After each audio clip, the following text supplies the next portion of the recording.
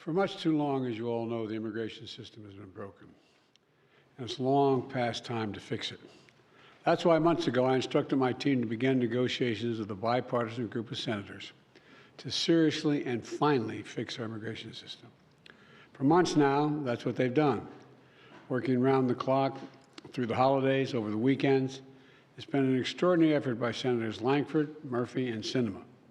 The result of all this hard work is a bipartisan agreement that represents the most fair, humane reforms in our immigration system in a long time, and the toughest set of reforms to secure the border ever.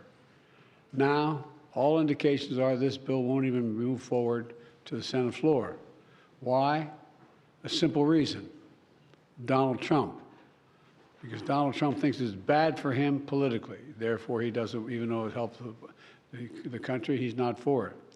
He'd rather weaponize this issue than actually solve it. So for the last 24 hours, he's done nothing, I'm told, but reach out to Republicans in the House and the Senate and threaten them and try to intimidate them to vote against this proposal. And it looks like they're caving. Frankly, they owe it to the American people to show some spine and do what they know to be right. So I want to tell the American people what's in this bill and why everyone, from the Wall Street Journal to the Border Patrol to the Chamber of Commerce, the United States Chamber of Commerce, support this bill.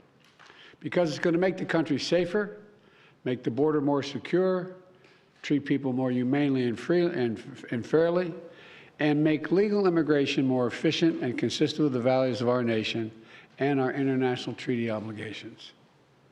It would finally provide the funding that I've repeatedly requested, most recently in October, to actually secure the border. That includes an additional 1,500 border agents and officers to secure the border, to physically secure it. In addition, 100 cutting-edge machines to detect and stop fentanyl at the southwest border. We have that capacity. An additional 100 additional immigration judges to help reduce the year-long asylum backlog. You show up for asylum, and the judge is supposed to talk to you. It takes a year to get that discussion going. This bill would also establish new, efficient, and fair process for the government to consider an asylum claim for those arriving at the border. Today, the process can take 5 to 7 years, as you all know. They show up at the border, get a bracelet, told to come back when called, 5 to 7 years, not in country. That's too long, and it's not rational. With the new policies in this bill and the additional of 4,300 more asylum officers who spend hours, I might add, with each immigrant to consider their claims, whether they qualify, we'll be able to reduce that process to 6 months, not 5 to 7 years. This bipartisan bill will also expedite work permits so those who are here and who qualify can begin work more quickly. That's something that our governors, our mayors, and our business leaders have been asking me for and asking them for. All across the country, they've been asking for this.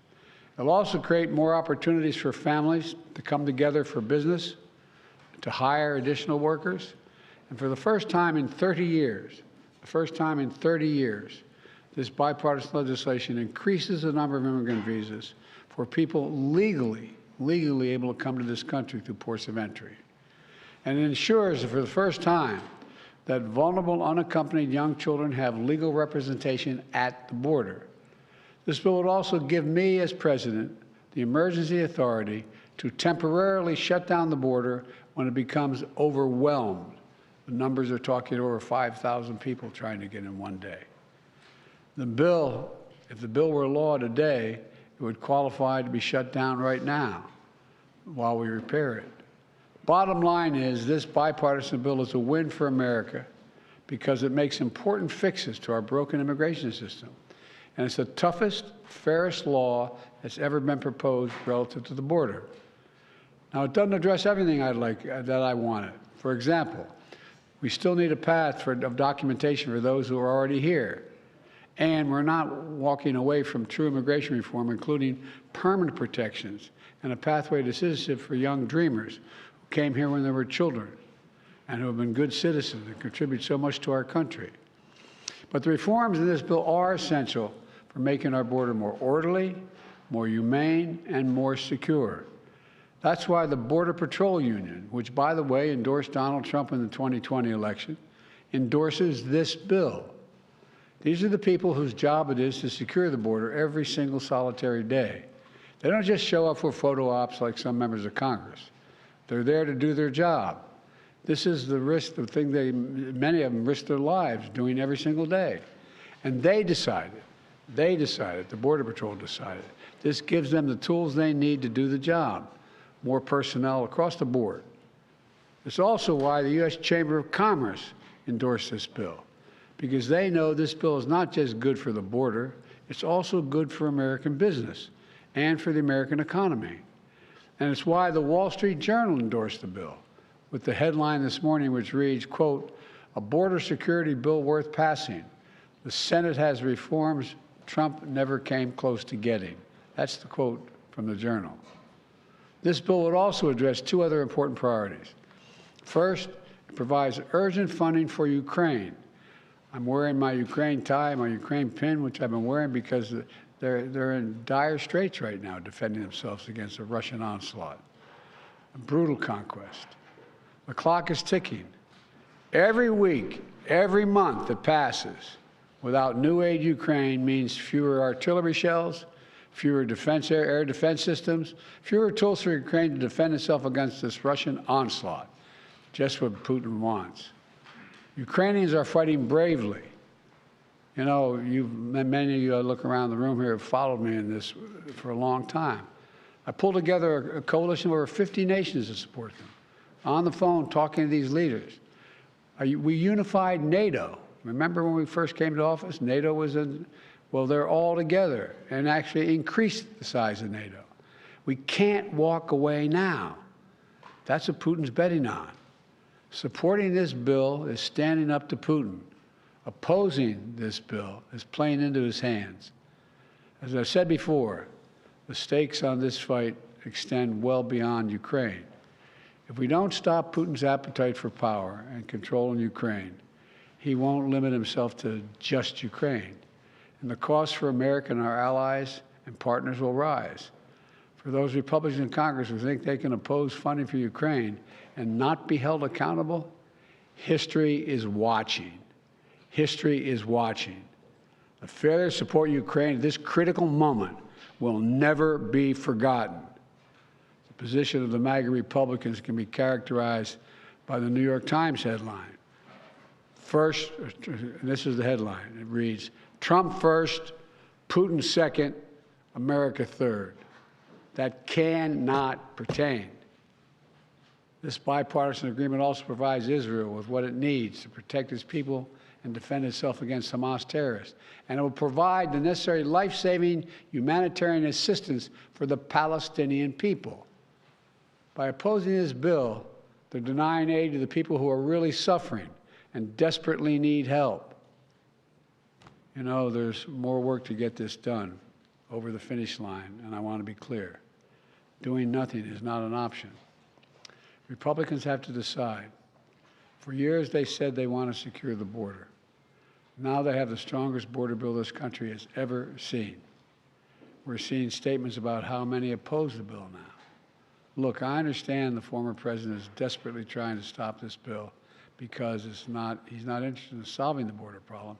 He wants a political issue to run against me on. They've all but said that across the board. No one really denies that I'm aware of. The American people want a solution that puts an end to the empty political rhetoric which has failed to do anything for so long. We have to get the resources to the border to get the job done. So Republicans have to decide, who do they serve? Donald Trump or the American people? Are they here to solve problems or just weaponize those problems for political purposes? I know my answer. I serve the American people. I'm here to solve problems. It was just months ago that Republicans were asking for this exact bill to deal with the border, to provide support for Ukraine and Israel. And now it's here. And they're saying, never mind, never mind.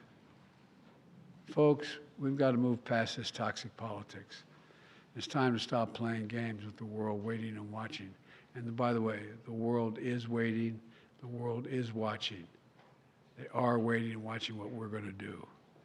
We can't continue to let petty partisan politics get in the way of our responsibility. We're a great nation. It's not acting like a great nation. So I'm calling on Congress to pass this bill, get it to my desk immediately. But if the bill fails, I want to be absolutely clear about something. The American people are going to know why it failed.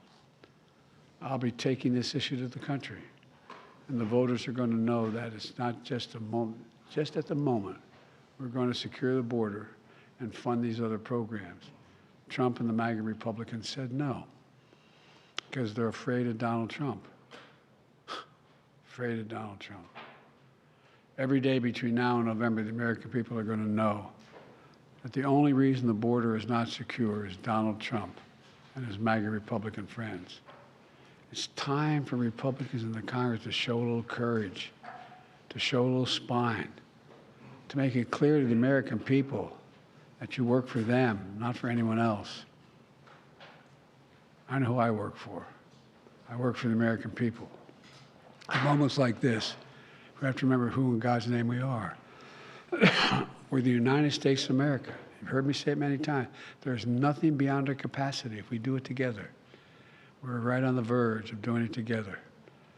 I hope and pray they find reason to reconsider blowing this up.